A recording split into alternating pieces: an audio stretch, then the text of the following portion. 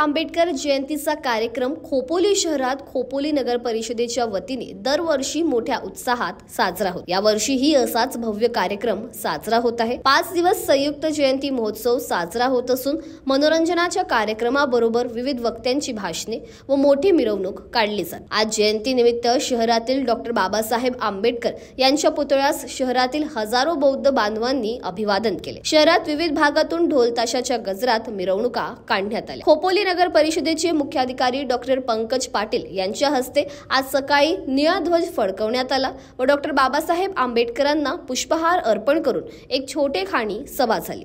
यावेळी शहरातील माजी नगराध्यक्ष, उपनगराध्यक्ष व नगरसेवक सह मान्यवर उपस्थित होते। या ठिकाणी बच्चे कंपनीने लेझिम खेळ साजरा केला। तसेच डॉक्टर बाबासाहेब आंबेडकर स्मारकासमोर अंधश्रद्धा निर्मूलन समितीच्या वतीने संविधान घर उभारले होते व त्यात संविधानासंदर्भात माहिती देण्यात येत होती।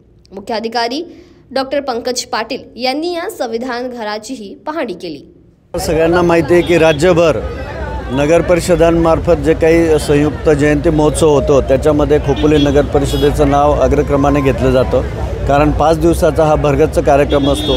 इथं विचारांची लयलूट होईल असे चांगले उत्तम वक्ते त्या महानुभावांच्या विषयी तसेच जीवनाविषयी मार्गदर्शन करतात। त्या प्रकारचे 2-3 दिवस सत्र झालेली आहेत आणि आज डॉक्टर बाबासाहेब आंबेडकर यांच्या जयंतीनिमित्त आज शहरामध्ये भव्य मिरवणूक निघणार आहे आणि अशा प्रकारे नगर परिषद सालावादाप्रमाणे याही वर्षी अत्यंत उत्साहाने आणि मोठ्या प्रमाणात संयुक्त जयंती महोत्सव साजरा करत आहे।